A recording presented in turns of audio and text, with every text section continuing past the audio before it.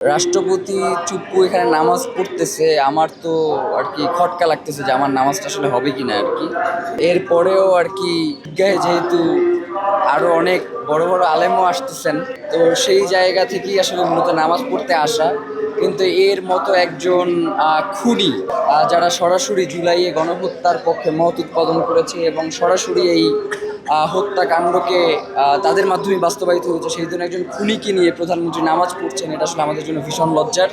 তারপরেও আমাদেরকে আসলে এই বিষয়গুলো মেনে নিতে হচ্ছে। আমরা আসলে চাই যে অতি দ্রুত বিএনপির পক্ষ থেকে তাদের মতাদর্শের কোনো একজন রাষ্ট্রপতি অতি দ্রুত নিয়োগ দেওয়া হোক এবং এই যে উচ্ছিষ্ট তাকে অতি দ্রুত রাষ্ট্রপতির পদ থেকে অপসারণ করে তাকে কারাগারে নিক্ষেপ করা হোক।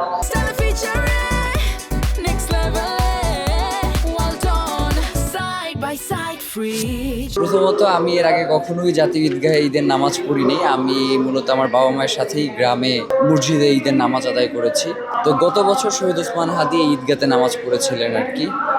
তো এই জন্য আর কি আমরা যারা ইনক্লাবের ভাই বোন যারা রয়েছে তারা আজকে এই ঈদগাহে এসেছি নামাজ পড়তে, এবং সবাই সিরিয়ালে একসাথে দাঁড়িয়ে এরপর নামাজের জন্য যাচ্ছি। ব্যাপারটা ভীষণভাবে ভালো লাগছে এবং সেই সাথে একটা খারাপ লাগাও কাজ করতেছে যে শহীদ ওসমান হাদি এখন আমাদের সাথে নেই। তবে এই যে বাঙালি মুসলমানের যে উৎসব, তাদের মা বোনরা আজকে ঈদের নামাজ পড়তে আসছেন, ভাইয়েরা ছোট ছোট বাচ্চারা সেজে এরপরে হচ্ছে ঈদের যেই নামাজে সামিল হওয়ার জন্য আসছে। এই দৃশ্যটা আগেও ছিল, এখনও আছে, কিন্তু এখন যেইভাবে প্রাণবন্ত একটা উচ্ছ্বাস আমাদের ভিতরে কাজ করে, এইটা হয়তো গত 17 বছর ছিল না।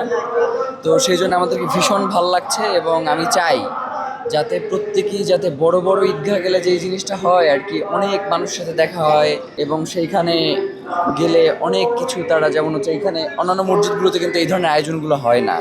যেমন এখানে একটার পর একটা সঙ্গীত মানুষজন গাচ্ছে এবং হচ্ছে অন্য ধরনের একটা পরিবেশ সিরিয়াল দিয়ে যাচ্ছে। তো এইটা আসলে আমাদের বাচ্চাদেরকে, বিশেষ করে বাচ্চাদেরকে ঈদগাহে নামাজ পড়তে নিয়ে আসা দরকার। এবং আপনাদেরকে আরেকটা জিনিস জানাই, সেটা হচ্ছে আমরা ইসের পরে, নামাজের পরে শহীদ ওসমান হাদির কবর জিয়ারত করতে যাব। আমাদের ঈদ, আমাদের সংস্কৃতি, আমাদের উদযাপন সব মিলিয়ে আলহামদুলিল্লাহ।